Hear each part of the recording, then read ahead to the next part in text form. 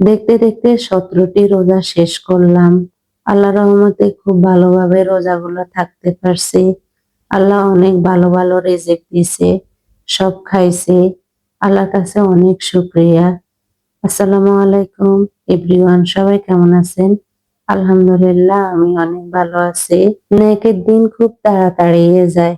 তা আজকে আমি ভিডিওটা শুরু করলাম একদম বিকেলে রান্না থেকে। রোজার আগে অনেকগুলা শিং মাছ বাসায় নিয়ে আসছে। খাইতে খাইতে অল্প কিছু রয়ে গেছে। তা আজকে ওগুলি আমি শিম দিয়ে রান্না করব। শিমটাও আমার আম্মা বাড়ি থেকে নিয়ে আসছে, একদম গ্রামের শিম। অনেক ভালো লাগলো শিমটা খেতে।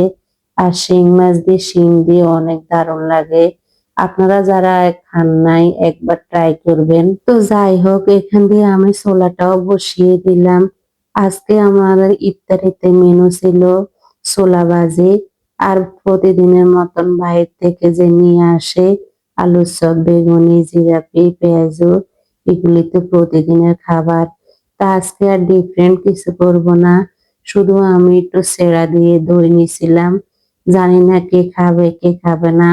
আমার ছেলে মেয়ে এগুলো কম পছন্দ করে, ওরা সেটা খাইতে চায় না। খাইতে না চাইলেও আমি নিছি, দেখি কাকে জোর করে খাওয়াইতে পারি। না খাইলে তো আর করার কিছু নাই। অনেকগুলা দই বাসায় ছিল, চিড়াও ছিল, খাওয়া হয় না।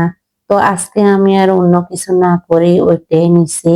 আর আমি এখানে সন্ধ্যাবেলার জন্য আয়োজন করতেছি সিম দিয়ে শিং মাছ দিয়ে, তো বললাম আপনাদেরকে ওটাই রান্না করছি।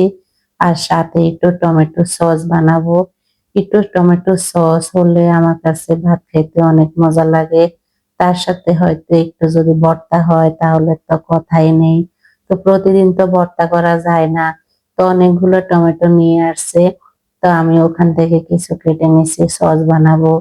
তো রান্না করলে তো হয় না, দেখেন কতগুলো হাঁড়ি পাতিল একদম জমা হয়ে যায়। এগুলি আমাদেরকে ধুতে হয়, পরিষ্কার করতে হয়। না হয় ইফতারি করার পরে আরো অনেকগুলো একসাথে হয়ে যায়। তো যাই হোক, ভোর রাত্রের জন্য আমি এখানে মুরগির মাংস রান্না করতেছি। মুরগির মাংস দিয়ে আলু রান্না করব।